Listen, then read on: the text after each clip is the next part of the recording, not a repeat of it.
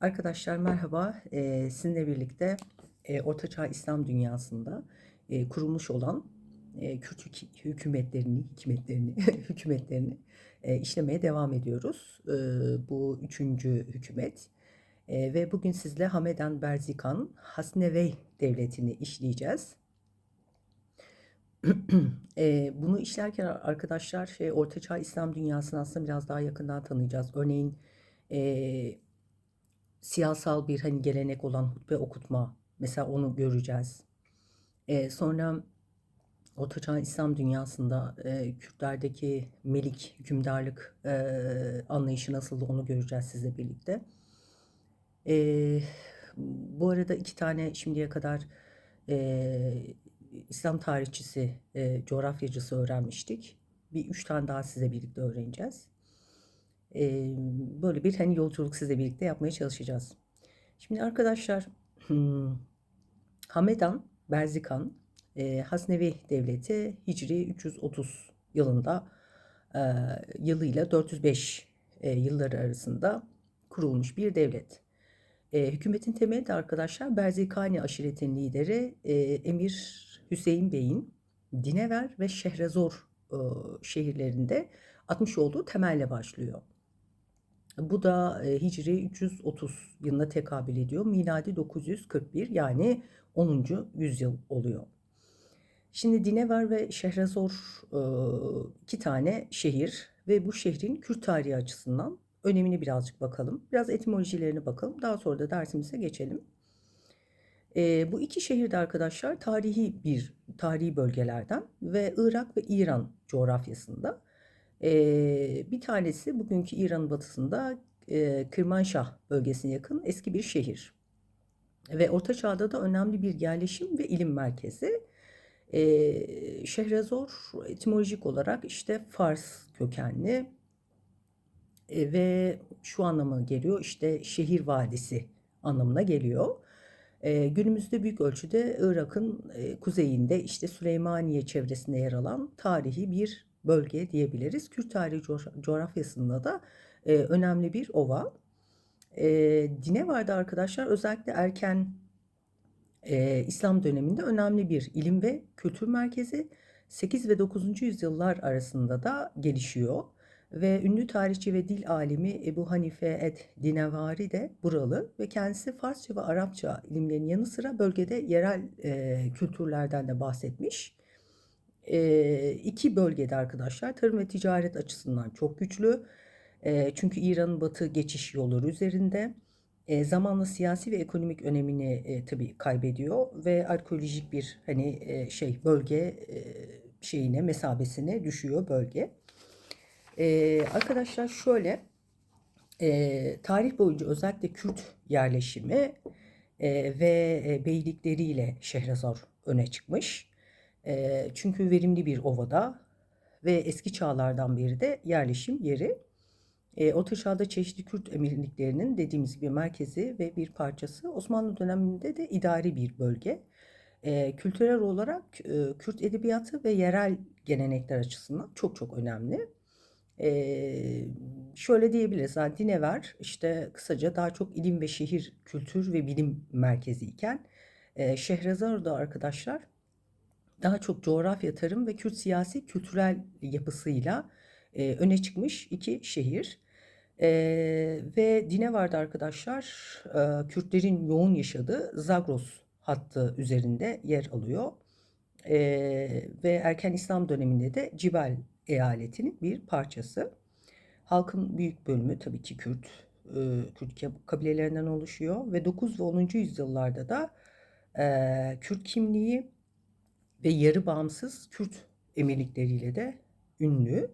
Eee, Daha sonra tabii tarihin ilerleyen zamanlarında Abbasiler, Büveyhiler, işte Selçuklular tarafından da yapılmış, hükmü altına alınmış bölgelerden.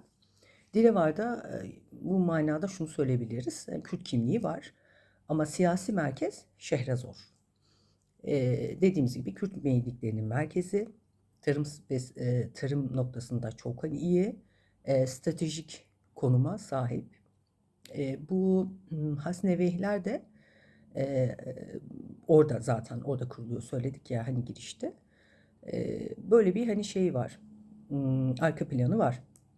Şimdi Berzikani aşireti lideri Emir Hüseyin dediğimiz gibi Dinever ve Şehrazor'da temeli atıyor. Kardeşleri Vendat ve Ganim ise İsani aşiretlerinin lideri. Bu yüzden Dinever, Hemedan, Nihavend, Samgan ve Azerbaycan bölgesinde bir sürü belde bu kardeşlere de bağlılıklarını bildiriyorlar.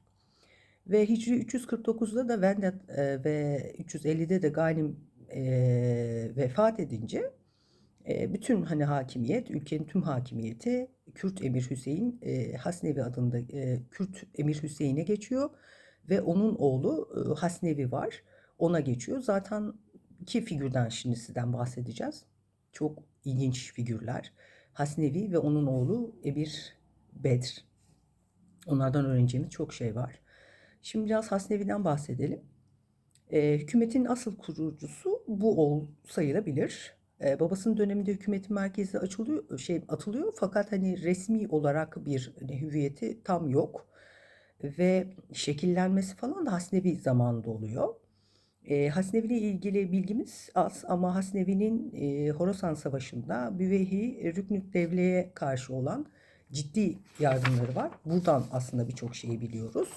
Şimdi Büveyhileri bahsetmiştik ama kim olduklarına tekrar bakalım. Büveyhiler arkadaşlar 10. yüzyılda İran ve Irak bölgesine hüküm sürmüş Şii eğilimli bir İslam hanedanı. Kökenleri de Deylen bölgesi, yani bugünkü İran'ın kuzeyi. Üç kardeş var Büveyhilerde. Ali bin Büveyh, Hasan bin Büveyh, Ahmet bin Büveyh. Bunlarla işte hani Büveyhileri biz tanıyoruz. Ve 945'te de Bağdat'ı ele geçirip Abbasi halifesini kontrol altına alıyorlar. Ta ki 1055'e kadar Büyük Selçuklu Devleti onların hakimiyetine son verene kadar. İşte Hasnevi de böyle bir devlete yardım etmiş. Yani Rüknüd Devle'ye bu şekilde yardım etmiş. Şimdi Hasnevi için Hüseyin Mikrüvey Bey var. O bazı şeyler söylüyor. Hüseyin Bey de arkadaşlar Kürt tarihi ve kültürü, dili üzerine çalışmalarıyla ün yapmış bir insan. Ve o Kürtlerin tarihiyle ilgili bilgiler topluyor. O hani Hasnevi'den bahsediyor. Mükriyan tarihi var. Tarihe Mükriyan. Orada kendisinden bahsediyor. Yine Muizzid Devle var arkadaşlar 10. yüzyılda. Bu da Hasnevi ile olan bağlantıları dolayısıyla Hasnevi'den, yani onunla olan bağlantıları dolayısıyla Hasnevi'yi burada da hani görüyoruz. Şöyle Muizzid Devle arkadaşlar Hasnevi'ye saldırıyor. Hasnevi yeniyor Dinever'da. Tam hani böyle yeniyor. Tam böyle hani zaferini ilan edecek. Bu sefer kardeşi Rüknüt Devle Curcan'da bir zor duruma maruz kalıyor. Kardeşi de yardım etmek için de kuvvetlerini oraya gönderiyor. Tabii kuvvetlerini oraya göndermek zorunda kalınca Hasnevi ile bu az kuvvetle baş edemeyecek. O yüzden bir barış antlaşması teklif ediyor. Tabii bunun şartları da var. Şartlarından biri de şöyle: barış metninde minberde kendi isminin okunmasını istiyor hutbede. Hutbe o dönemde siyasal egemenliğin bir göstergesi. Aslında İslam dünyasında iki şeyi var, sembolü var. Biri hutbe okutmak, hutbede isminin geçmesi sultanın, biri de sikke bastırmak. İşte Rüknük Devle ya da Muizzid Devle işte bunlarla Hasnevilerle antlaşma yapıyor ve diyor ki ben sizler barışa otururum fakat hani siyasal egemenlik bende olacak. Bu da nasıl olacak? İşte hutbe okunacak. Hutbede benim ismim geçecek. Normalde hutbe arkadaşlar camide cuma namazı öncesi okunuyor. Resmi bir vaaz ve bu vaazda da hutbede hükümdarın adı zikrediliyor.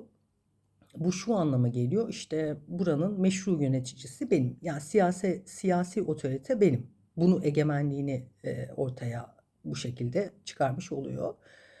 Hutbenin tarihine baktığımız zaman Efendimiz sallallahu aleyhi ve sellem zamanında yöneticiler okunmuyor. Ama Emeviler zamandan itibaren 7. 8. yüzyıldan itibaren sultanın ismi de hutbede geçmeye başlıyor. Biraz mezheplere falan baktım. Mezhepler şey yapmıyor. Hani zalim olmadığı sürece sultanın isminin geçirilmesi noktasında bir hani beis görmüyorlar. Dolayısıyla da bu hani tarihin ilerleyen zamanlarında diğer İslam hükümetlerinde de uygulanmış bir gelenek, siyasi bir gelenek. Dediğimiz gibi meşru otoriteyi hani sergiliyor, gösteriyor. Ve Hasnevi ile Büveyhiler arasında böyle bir antlaşma yapılınca antlaşmanın maddelerinden biri de hutbe okunurken sultanın isminin geçmesi. Bu kabul ediliyor tabii. Ee, Buradan biz mesela Hasnevi'den bahsedildiğini falan anlıyoruz aralarında böyle bir antlaşma yapıldığı için. 356'da da arkadaşlar Muhyiddin Devle'nin oğlu İzzet Devle Bahtiyar ile Hasnevi arasında savaş oluyor. Hasnevi galip geliyor, barış oluyor tekrar ve ittifak edip Ebu Talib el-Hamdaniye'ye saldırıyorlar ve onu Zagros'un Zagros topraklarından itiyorlar. Ben bir hani kitapta bu Ebu Talib el-Hamdani'nin hani Kürt aşireti olduğunu okumuştum ama başka hani kaynaklarda Arap olduğu falan da söyleniyor. Yani tarihe baktığımız zaman Büveyhilerle işte Berzigan aşireti arasında savaşlar olduğu gibi böyle ittifaklar da oluyor ve ittifak edip ortak bir düşmana karşı hareket ediyorlar. Hani ezeli düşman ya da ezeli dost diye bir şey yok aslında. Hani onu görüyoruz. Hani tarihin bir gerçeği bu. Neyse hani birlikte hareket ediyorlar. Bu şekilde püskürtüyorlar ve Hasnevi de topraklarını genişletmiş oluyor. Bu arada bu devle arkadaşlar Büveyhilerde kullanılan bir sembol, onursal bir sembol. Ve şöyle mesela Muzit Devle ismi var, işte Rüknü Devle var. Yani bunlar da şu anlama geliyor. İşte devletin direği. Hep de yani devlete katkıları dolayısıyla siyasal da güçlerini pekiştirmek için arkadaşlar bu onursal devle ismini kullanıyorlar. Şimdi dersin ileriki zamanlarında bir Kürt emirin de devle isminin aldığını göreceğiz. Bir Abbasi halifesi kendisine mümtaz şahsiyeti ve başarıları dolayısıyla o ismi veriyor. O ünvanı, onursal ünvanı veriyor. Onu da sizle birlikte işlemiş olacağız. Neyse arkadaşlar bu Hasnevi ve Bahtiyar arasındaki ittifak ile işte Ebu Talib el-Hamdani bozguna uğratılıyor. Ve Hasnevilerin ya da Berzikanilerin egemenlik alanları biraz daha genişlemiş oluyor. Bu minvalde mesela Erbil, Şehrezor, Dinevar tekrar Hasnevi'ye geçiyor. Daha önce yapmış olduğu savaşlarda oradaki hakimiyetini kaybetmişti. Sonra tekrar alıyor. Sonra tekrar işte Rüknüt ile anlaşmazlık falan oluyor. Tekrar savaş oluyor. Böyle bir hani tarihsel şeyleri var. Şimdi arkadaşlar Hasnevi'den bahseden İslam tarihçisi de var. Daha önce iki tane İslam tarihçisinden bahsetmiştik. Aslında coğrafyacıydı. İlk defa mesela İslam dünyasında coğrafi bilgileri sistemleştirmiş biriydi. Diğeri de coğrafi bilgileri sistemleştirdiği gibi haritayı da eklemişti. Şimdi yeni bir tarihçiden bahsedeceğim. Bu da İbn Miskevey arkadaşlar. O da 10. yüzyılda yaşamış. Fars kökenli bir filozof, tarihçi, sosyolog ve ahlakçı, yani ahlak üzerine de düşünceleri olan, kitapları olan bir entelektüel, etkili de bir insan. İslam felsefesi ve ahlak üzerinde yani ciddi çalışmaları olan etkili bir insan, öyle söyleyelim. İbn Miskeveh arkadaşlar Hasnevi ve Rüknük Devle arasındaki ittifaklardan bahsediyor. Ve Hasnevi'nin karakteriyle de ilgili bazı bilgiler bize veriyor bu tarihçi. Hasnevi Horasan'da Rüknük Devle'ye yardım etmiş bu tarihçiye göre. Ve Rüknük Devle de bu yardımdan dolayı da büyük bir minnet Hasnevi'ye karşı besliyor, hayranlık duyuyor. Mesela Hasnevi'nin arkadaşlar topraklarını büyütme, otoritesini sağlamlaştırma gibi eğilimleri çok fazla. Fakat o yardımdan dolayı, zamanda almış olduğu yardımdan dolayı Rüknük Devlet Hasnevi'nin bu yayılmacı politikalarına asla bir şey demiyor. Mesela bunu söylüyor. Yine Hasnevi'nin savaş taktiklerinden bahsediyor. Mesela bir tanesi şöyle. Sehlan bir misafir var. Hasnevi'ye saldırıyor. Burada Sehlan bir misafirin Revadili Kürt Muhammed olabileceği ya da başka biri olabileceği falan da söyleniyor. Ama burada hani isimlerden ziyade savaş stratejisini, taktiğini öğrenmek için konuyu deşiyoruz. Şöyle bir şey oluyor, işte saldırıyor falan ordusuyla. Hasnevi müthiş bir hani askeri deha tabii. Şey yapıyorlar. Ordunun etrafını çeviriyor. Çevirdikten sonra da arkadaşlar kuyular kazdırıyor ve odun yerleştiriyor. Ve odunların hepsini yakıyor. Hava da sıcak. Etraflarında da ordunun çevrilmiş olan bir hani şey var. Ateşten bir çember var. Tabii ordu pes ediyor arkadaşlar. Hasnevi o şekilde bu hani şeyi düşmanı yenmiş oluyor. Tabii şey oluyor. Rüknük Devle bunu duyuyor. Rüknük Devle ve hemen vezirini falan gönderiyor. Fakat bakıyor ki Hasnevi ile hani baş edemeyecekler. Barış antlaşmasını yapmasının daha mantıklı olacağını düşünüyor, avantajlı. Hasnevi'ye vezir geliyor aslında savaşmak için ama vazgeçiyor dediğim gibi. Barış teklif ediyor. Hasnevi de barışı şey kabul ediyor. Jesti görüyor. Aslında savaşsa yenebilir. Fakat yani o devrin liderlerinin farklı bir karakteri var. Kabul ediyor. Barış antlaşmasını kabul ediyor. Bir de arkadaşlar üzerine de 50.000 dinar hediye veriyor düşünün. Jeste karşı jest yapıyor. E, Bu 50.000 dolar da hani günümüzdeki işte dinar o zaman kullanılıyor tabii, altın kullanılıyor. Altın orada saf altın, bizimki gibi hani ayarı falan da düşük değil. Böyle biraz hesaplama falan yaptım. 14.875 bin Amerikan doları arkadaşlar. Yani o da 344 milyon ya da 402 işte milyon arası bir rakama tekabül ediyor. Düşünün, sizden barış için gelen, işte savaşmak için gelenle barış yapıyorsunuz. Barış sırf teklif etti diye bir de üzerine kendisine yüksek miktarda hediyeler veriyorsunuz. Hediyeleşme hani şeyleri çok fazla. Bunları görüyoruz mesela zamanın gelenekler, siyasi geleneklerinden biri. Ee, Hasnevi'den arkadaşlar sadece bu tarihçi aslında bahsetmiyor. İbni Esir de bahsediyor. Tam adı Ali İbn el Esir ve 12. yüzyılda yaşamış. Kendisi Cizreli. İslam tarihi yazımına katkısı çok çok fazla. Ve kendisinin bir kitabı var arkadaşlar. El Kamil Fit Tarih diye, yani tarihte tamamlayıcı. Sadece İslam dünyası değil, İslam tarihinin, İslam dünyasının tarihi değil, dünya tarihi üzerine de bize bilgiler veriyor. Mesela İslam tarihi ile ilgili arkadaşlar işte İslam öncesi döneminden bahsediyor. Peygamber Efendimiz sallallahu aleyhi ve sellem'in hayatından bahsediyor. Abbasilerden, Emevilerden, Selçuklulardan, Haçlılardan falan bahsediyor. Eyyubiler ile ilgili de ayrıntılı bilgi veriyor. Zira Cizreli kendisi ve Cizre'de o zaman şey Yemen'i Eyyubiler hakim. Her konuda bilgi veriyor bize. İşte İbn Esir arkadaşlar Hasnevi'nin otoritesini genişlettiğini ve Kürdistan başkenti olan Sermag ve önemli şehirlerden Dinevar, Hemadan ve oradaki birçok şehri aldığından bahsediyor. Böyle de tarihçilerimiz var arkadaşlar. Tarih yazımı Ortaçağ İslam dünyasında gördüğünüz gibi etkili ve biz onlardan öğreniyoruz birçok şeyi. Hasnevi arkadaşlar 976 yılında Hicri 369'da vefat ediyor.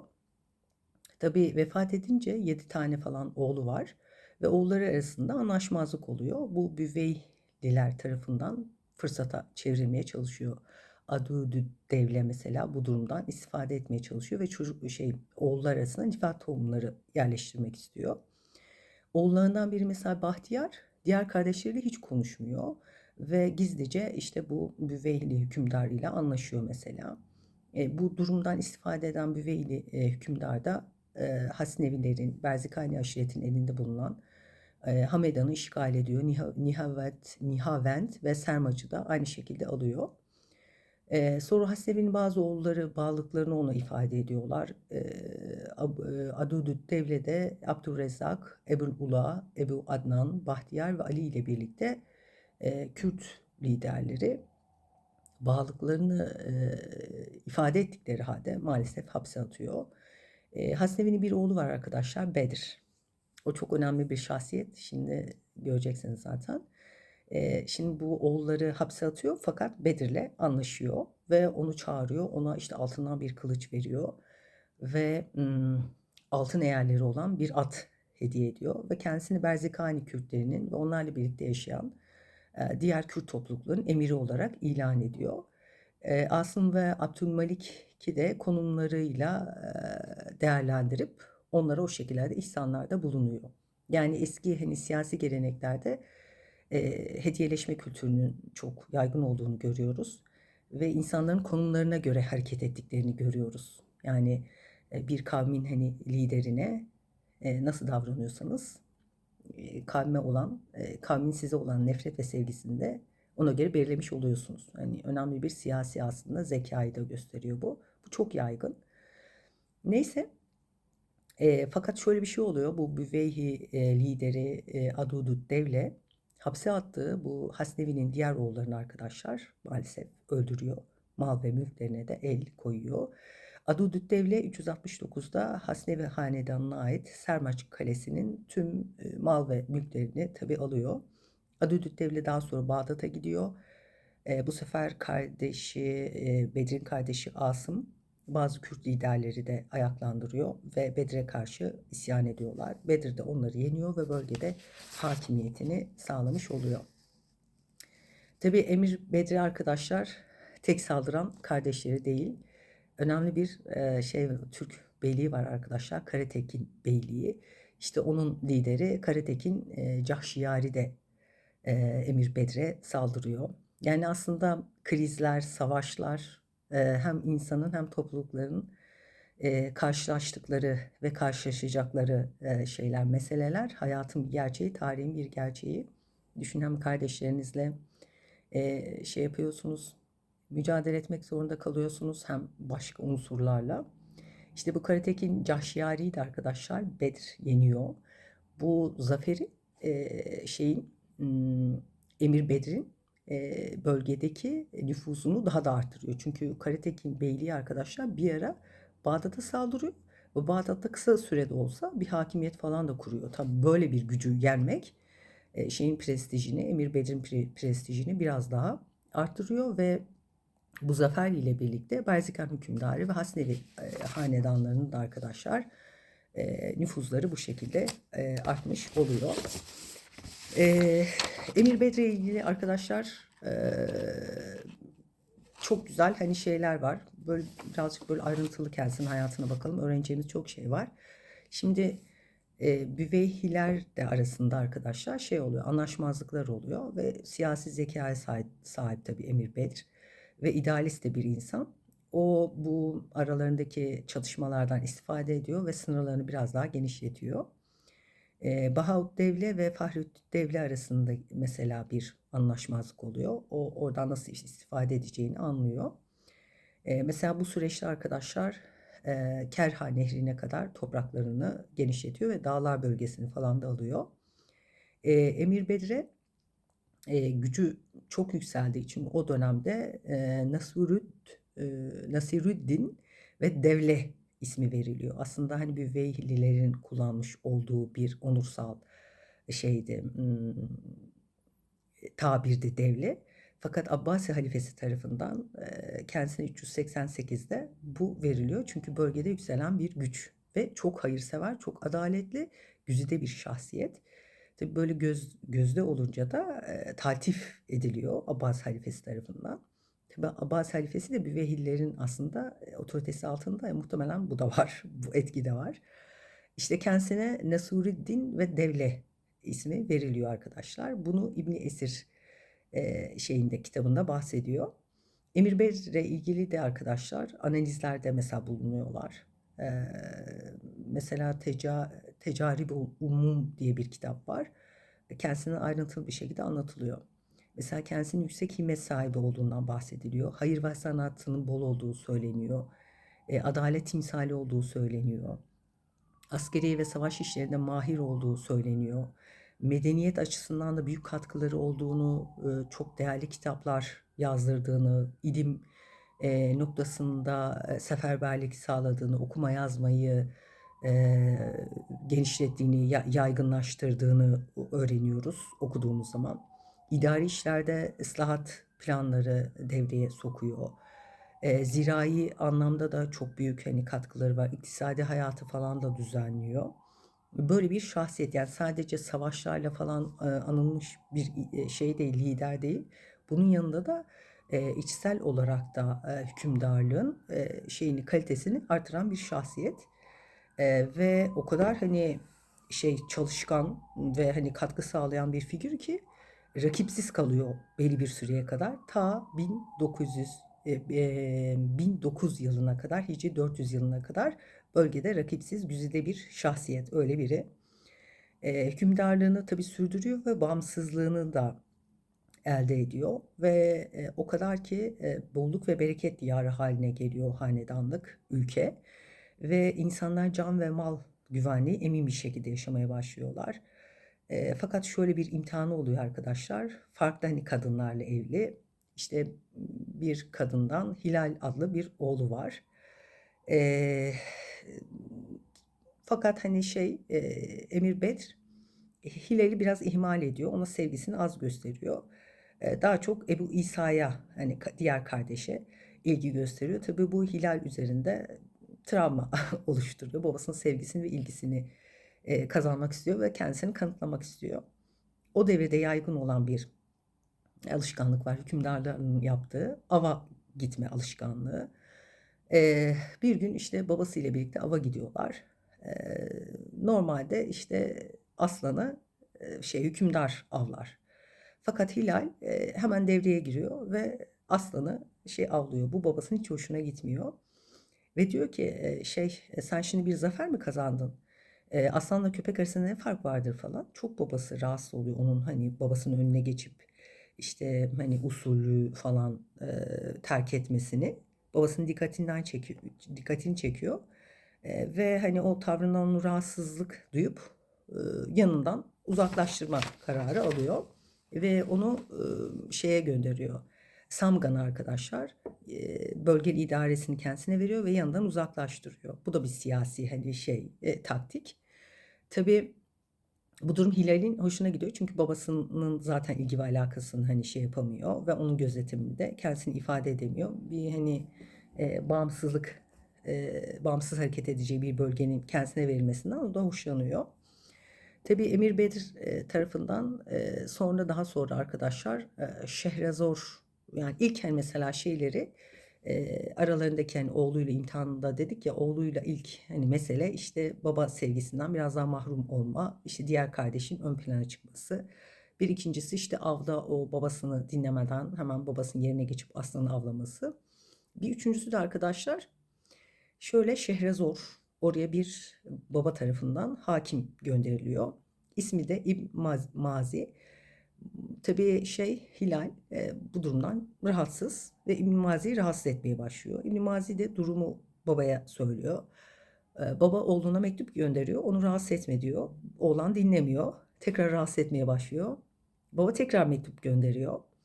Oğlan yine dinlemiyor. Bakın hani burada da aslında hani yanlış yapan kişiye önce bir uyarıyor. Aman direkt cezasını kesmiyor. Hilal maalesef inat ediyor. Ve bu sefer de hani 2-3 kere falan böyle kendisine uyarı falan gönderiliyor. Babasına itaat etmiyor. Emir olan aslında babası itaat etmesi gerekiyor. İbn Mazi üzerine bir ordu gönderiyor ve İbn Mazi'yi ailesiyle birlikte öldürüyor. Tabii babasının kulağına gidiyor ve babası çok sinirleniyor. Ve o da ordu topluyor. Babası bu arada çok adaletli bir insan ve suçsuz bir insanın öldürülmesi noktasında şeyini illa cezasını oğlu da olsa verecek. Yani adaletten oğlan bile kaçamayacak. Öyle bir yapısı var, babasının kafa yapısı var. Neyse iki orada dine vardı arkadaşlar. Karşılaşıyor. Ve Bedir Emiri komutasındakiler Hilal'in yanına geçiyorlar arkadaşlar ve kuvveti azalıyor. Kuvveti azalınca da Hilal babası Emir Bedir'i yeniyor. Hemen Hilal'in etrafında toplananlar işte zafer kazandın, babana haddini bildir, onu öldür diye telkinlerde bulunuyorlar. Fakat kabul etmiyor böyle bir şeyi. Hilal ve babasına asla sevgi ve hürmette yapmıyor. Hiçbir kuralı ihlal etmiyor. Ve babasının yanına gidiyor, eğiliyor. Diyor ki baba hala diyor bu kale hala sen emirsin ve ben de sadece senin ordunda bir komutanım diyor. Babasına o şekilde tatifte bulunuyor. Babasının tabii bu durum hoşuna gidiyor ama diyor ki sakın diyor hiç kimseye bizim hani bana hani yapmış olduğum bu jesti hiç kimseye söyleme. Eğer duyarlarsa ikimizi de öldürürler diyor. Ve diyor ki sen diyor bana bir hani kale tahsis et. Ben o kalede oturayım. Allah'a ibadet edeyim. Sen de hani madem seni hani emir olarak seçmişler, insanlar senin etrafında toplanmış, onları da hani kışkırtma, o şekilde hani şey uzlaşma yapalım diyor. Hilal de kabul ediyor bunu. Fakat şeyin aklında sonra okuduğumuz zaman farklı bir plan var.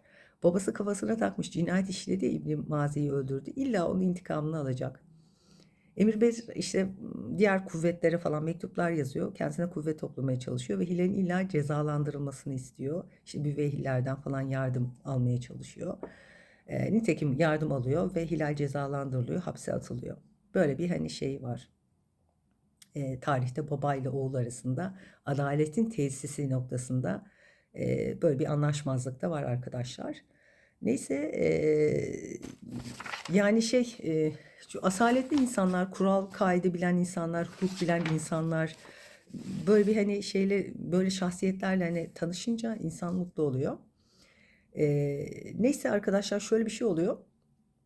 Eee, işte Bedir Şehrazor'u tabii Büveyhillerden yardım aldı da Hilal'i hapse attırdı ya. Sonra Şehrazor'u Büveyhili bir vezire şey yapıyor, ödül olarak veriyor. Yani hani şey var, siyasi hani şeylerde insan aslında tabiatında da o var. Ve iyilik gördükleri zaman ya da anlaşma yaptıkları zaman o antlaşmaları uyuyorlar, anlaşmalara uyuyorlar. Birinden bir yardım ve iyilik gördükleri zaman onun karşılığını hani veriyorlar. Şu an günümüzde o kadar hani farklı ki. Mesela iyi bir hani insanın iyilik yapması bu devirde çok büyük bir cesaret gerektiriyor. Çünkü iyi insanın değerini ve yapmış olduğu iyiliklerin asla umurlarında değil. Onu sadece kullanmak için hareket ediyorlar. Ve başınıza hiç ummadığınız belaları falan açıyorlar. Ya düşün siz iyi niyetli bir şekilde yardım ediyorsunuz, destek veriyorsunuz, maddi manevi. Onun amacı sizi hani kullanmak ve kullanıp e, sizin hiç alakanız olmayan şeylerden dolayı da sizi sorumlu tutmak. Yani gerçek hani bir müminseniz, İslam hani bakışıyla yaşayan bir insansanız bu devirde eğer iyilik yapıyorsanız mutlaka hani bir şey bunun bir bedelinin olacağını da hesap etmek gerekiyor. Şimdi bu tarihi Ortaçağ İslam dünyasını falan okuyunca iyiliklerin karşılıksız kalmadığını e, ve hani kötülüklerin de karşılıksız kalmadığını görüyorsunuz.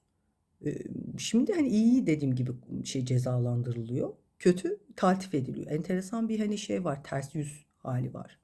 Ortaçağ İslam dünyasının liderlerini ve halkı okumak bana o yüzden çok keyif verdi. Böyle bir hani şey var arkadaşlar. Neyse otoriteyi tabii Emir Bedir tekrar şey yapıyor, sağlıyor ve Emir Bedir 1014'te arkadaşlar Kosyet Kalesi'nde yaşayan Hüseyin bin Mesed el-Kürdi üzerine ordu gönderiyor. Tabii hani hava şartları falan dolayısıyla şey yapamıyor, başarısız oluyor ve insanların toplanıp kendisine komplo kuracaklarını falan söylüyor. O da hiç dikkate almıyor ama hakikaten de komplo kuruluyor ve kendisi öldürülüyor. Öldürüldükten sonra da hapisten çıkan Mesed el-Kürdi arkadaşlar bakın yine düşmana nasıl davranıyor. Aslında onu hapsetmişti. Onun cesedini Hazreti Ali'nin türbesinin yanına gömdürüyor. Ya asalet var bunlarda. Hani savaşıyorlar, anlaşmazlık yaşıyorlar, ittifak ediyorlar, bazen birbirlerine saldırıyorlar. Ama her şeyin bir kuralı, bir adabı falan var. Asaletten falan da şey yapmıyorlar, geri durmuyorlar. Eee, böyle bir arkadaşlar şey var, Kürt tarihi var. Neyse Berzikani meliklerine birazcık bakalım arkadaşlar. Hayır hasenatta bu Emir Bedir de çok şey önde. Hatta böyle savaş falan oluyor, ganimetler falan elde ediyor. Hemen böyle sadakalar falan veriyorlar. Ben Evliya Çelebi'yi okurken vezirler de öyleydi, sultanlar falan da öyle. Kendi gelirlerinden veriyorlar düşünün. Mesela Berzikani meliklerin arkadaşlar yapmış olduğu hayır hasenatları falan bakın. Her yıl 5.000 dinar falan ayırıyorlar ve bunu hacıların korunması için kullanıyorlar. 20.000 dinar şey tahsis ediyorlar. Bunları da yoldaki su kuyularının temizlenmesi için kullanıyorlar. Yine sadakalar falan her yıl topluyorlar ve ensar ve muhacire falan gönderiyorlar işte Hicaz bölgesinde yaşayan o şeylere falan gönderiyorlar, halka falan gönderiyorlar. İktisadi hayata baktığımız zaman mesela Emir Bedir'in falan yapmış olduğu bir kere tefeciliğe çok kızıyor ve iktisadi hayattan tefeciliği def ediyor. Fitne fesat da çok hani uğraşıyor ve bu yüzden de ülkedeki bereketin kaybolduğunu ve sosyal kargaşaların olduğunu fark ediyor. Mesela bunu çözmek için çok da akıllı bir insan. Bir gün çok büyük bir ziyafet hazırlıyor. Ziyafete herkesi çağırıyor. Kuş sütünden her şey dahil, her şey var. Fakat sadece ekmek sofrada yok. Ve hiç kimse yemeğe dokunmuyor çünkü ekmek yok. Yani ziyafet var ama ekmeksiz yiyemiyorlar. Siz ne bekliyorsunuz diyor. İşte ziyaretçiler de diyor ki biz ekmek bekliyoruz. İşte diyor böyle beklersiniz. Siz diyor hani ziraatçılara onlara saldırır, mallarına, mülklerine hani el koyar. Siz onların işte ürünlerini falan haksızca gasp ederseniz işte böyle ekmeksiz kalırsınız diyor. O şekilde dersler falan veriyor. Yani hikmetli böyle çıkışları falan var. Öyküler falan anlatıyor. Tabii ziyaretçiler ne demek istediğini onu anlıyorlar. Çünkü işte başkasının tarlasına, ürününe falan işte saldırmak, tefecilik yapmak bunlar herhalde yaygın. Ne yaptıklarının farkına varıyorlar. Bu kadar hani böyle dışladığın, parasının ücretini vermediğin, bu sefer malına gasp ettiğin şeylerde ziraatla uğraşan insanlar da çalışmayacak. Çalışmadığı zaman da sana ürün vermeyecek. Yani bu kadar basit. Bunu göreceksin işte en lezzetli yiyecekler önünde dahi olsa ekmeksiz yiyemiyorsun. Böyle bir hani veriyor, onlara ders veriyor arkadaşlar. Yine mesela Rey kraliçesini bir kuvvet rahatsız ediyor. Rey kraliçesi de ona mektup yazıyor. Beni rahatsız ediyorlar diyor. O da Rey kraliçesine mektup yazıyor. Diyor ki siz bana o elçiyi gönderir misiniz bir falan. Elçi geleceği zaman sarayının her tarafına muhafızlar ve askerler yerleştiriyor. Büyük bir tören falan hazırlıyor. Tabii elçi onu görünce pısıyor kuvveti karşısında.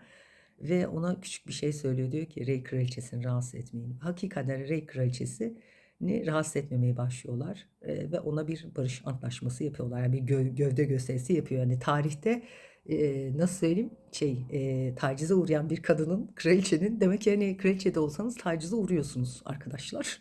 Ve bir erkekten yardım istiyorsunuz. Erkek hükümdardan o size o şekilde sahip çıkıyor. Çok da güzel hani savaşmıyor. Çok güzel bir ders veriyor. Hikmetli böyle hani hareketlerde bulunuyor. İşte böyle bir şahsiyet arkadaşlar. Adalet konusunda dediğimiz gibi hani işte hem hayır hasenatta öyleydi, iktisadi hayatı toparlama konusunda öyle, fitne fesadı önleme konusunda öyle. İşte bir kraliçe de olsa namusuna ve hükümdarlığına sahip çıkma konusunda hani namuslu bir insan, dürüst ve bunları yaparken de tereyağından kıl çeker gibi hani diplomasiyi falan kullanıyor, ders vererek yapıyor. Şu da var. O zaman insanları da bu derslerden anlayabilecek kapasitede insanlar. Mesela şu an böyle bir şey yapılsa muhtemelen kimse pek anlamaz çünkü o kültürle çok büyümedik. Neyse, mesela çok da zeki de biri mesela. Bu ticaretin gelişmesi için yollar inşa ediyor. Ve ilk fuarları falan kuran da Emir Bedir. Mesela tam yolların kurulacağı yere pazarlar inşa ediliyor ve alıcı ve satıcıların birbirlerini tanımasını falan sağlıyor. Öyle biri yani. Adalet konusunda falan da çok hassas. Dediğimiz gibi oğlunu bile cezalandırıyor hileyle. İlla ne yapıyor diyor ona cezasını veriyor. Bir ikincisi de şöyle sadece oğluna değil sıradan vatandaşın da adalet ihtiyacını çok güzel karşılıyor. Bir gün işte bir yerden geçiyor ve bir oduncu ey Melik diyor senin askerlerinden biri diyor benim odunumu aldı diyor ve parasını da vermedi. Ben bununla diyor ailemi geçindiriyordum. Melik bunu dikkate alıyor. Sıradan bir oduncu düşün dikkate almayabilir yani. Eee, Ve diyor ki sen diyor askerleri görsen tanır mısın kim olduğunu? Evet diyor. Tek tek askerleri oduncunun etrafından gözünün önünden geçiriyor. Sonra oduncu tespit ediyor bu diyor. Böyle heybetli falan işte gümüş şeyler falan takmış biri. Diyor ki sen diyor bunun odununu mu aldın? Evet diyor. Parasını vermemişsin? Evet diyor. Şimdi diyor buradaki odunları al, sırtında taşı şehre götür ve sat diyor. Böyle asker konum sahibi böyle zengin falan ya. Ya diyor tamam yanlış yaptım ama bunun cezasını parasını vereyim diyor. Bu iş çözülsün. Biz para istemiyoruz. Sen diyor o odunu sırtında taşıyacaksın, götürüp şehirde satacaksın. Parasını da oduncuya vereceksin. Yani onun gururunu, enaniyetini o şekilde kırıyor. Yani ceza böyle yapılır.